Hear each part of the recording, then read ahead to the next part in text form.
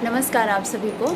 जैसा मैंने आपको बताया था कि किस तरह से प्रकाश किरणें हमको प्रभावित करती हैं, इसको आज मैं विस्तार से बताऊंगी कि कैसे प्रकाश किरणें हमको प्रभावित करती है, किस तरह से हम पर ग्रहों का प्रभाव होता है, नहीं होता है, क्या होता है।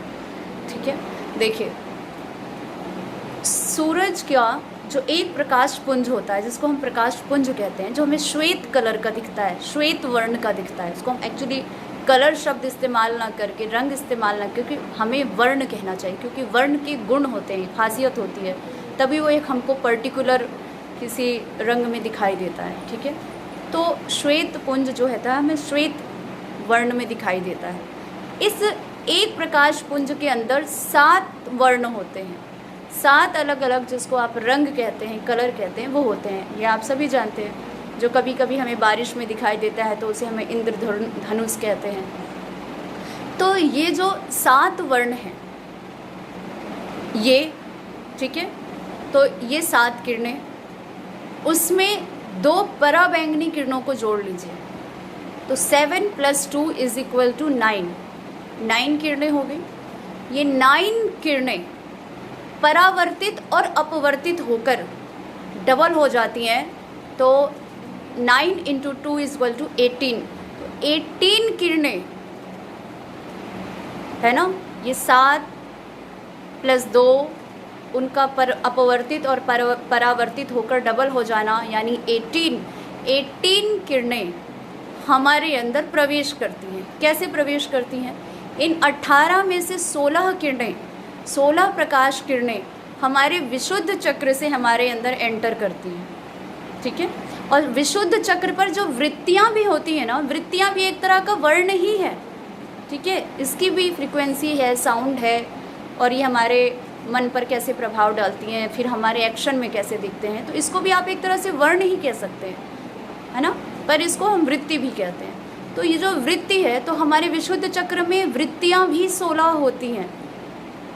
ठीक है, तो 16 किरणें हमारे विशुद्ध चक्र से प्रवेश करती हैं, और 2 किरणें डायरेक्ट ना आकर, अब ये 2 किरणें पराबैंगनी किरणें ऐसा नहीं है, वो टोटल में से 2 किरणें डायरेक्ट ना आकर के चंद्रमा से होकर के आती है, और हमारे विशुद्ध चक्र से प्रवेश नहीं करके अज्ञान चक्र से प्रवेश करती हैं। इसीलिए कहा जाता है ना कि चंद्रमा मन का कारक है, अज्ञान चक्र। ठीक है, तो चंद्रमा का प्रभाव इसीलिए मन पर हमारे इस तरह से पड़ता है। चंद्रमा के घटने और बढ़ने का हमारे मन पर प्रभाव पड़ता है। अब आपको समझ में आया कि क्यों एकादशी के दिन चंद्रमा का प्रभाव है हम पर, और क्यों एकादशी के दिन मन को स्थिर रखना बहुत ज़रूरी होता है। उस दिन फास्टिंग करना और परमात्मा में ध्यान करना इम्पॉर्टेंट होता है, तो ये कारण है। ठीक है, तो इस तरह से चंद्रमा की से आने वाली वो 2 प्रकाश किरणें हमारे अज्ञान चक्र से प्रवेश करती हैं, जिसका हमारे मन पर प्रभाव पड़ता है। ठीक है, ये बात हो गई कि किस तरह से प्रकाश किरणें हमारे अंदर प्रवेश करती हैं और हमारे अंदर जाके फिर सारे चक्रों को कैसे प्रभावित करती हैं। ये एक हो गया। दूसरा, इस जो बाहरी ब्रह्मांड है ना, एक तो ब्रह्मांड, हम खुद ब्रह्मांड का जीता जागता स्वरूप है। जिस तरह से ब्रह्मांड की संरचना हुई है, उसी तरह से हमारी भी संरचना हुई है। तो ब्रह्मांड का एक जीता जागता स्वरूप हम खुद भी हैं, हमारे अंदर से भी फोर्स लगता है एक। ठीक है, ये कभी और बताएंगे। तो ब्रह्मांड में, जो बाहरी ब्रह्मांड है, इस ब्रह्मांड में जितनी भी चीज़ें हैं, जितने भी आकाशीय पिंड हैं, तारे हैं, नक्षत्र हैं, जो कुछ भी है, इन सब से आने वाला जो प्रकाश तरंग है ना, इनकी जो फ्रीक्वेंसी है, वाइब्रेशन है, जो भी करिए, इनसे उत्पन्न जो ऊर्जा है, वो देखिए, किरणें तो हमारे विशुद्ध चक्र और अज्ञान चक्र से प्रवेश करती हैं, एंटर करती हैं, लेकिन ये जितने भी ब्रह्मांडीय जितनी भी चीज़ें हैं, इनसे जो ऊर्जा आती है, या बाहरी जगत में जो भी ऊर्जा है, वो हमारे अनाहत चक्र को प्रभावित करती हैं। अनाहत चक्र, आप कितना भी कुछ भी कंट्रोल करो, कुछ भी कोशिश करो, लेकिन अनाहत चक्र, आपके हृदय अनाहत चक्र को ये बाहरी ऊर्जाएं प्रभावित करती ही करती हैं। इसलिए जब आप आयुर्वेद को पढ़ते हैं ना, तभी मैं कहती हूँ कि ज्योतिष विज्ञान चिकित्सा और अध्यात्म का मिलित रूप है। तो अगर आपको तत्वों और आयुर्वेद की नॉलेज नहीं है तो आप ज्योतिष विज्ञान को कभी भी अच्छे से नहीं समझ पाएंगे, वो सिर्फ थ्योरेटिकल बन के रह जाएगा। प्रैक्टिकल करना है ना तो आपको ये भी नॉलेज लेनी पड़ेगी।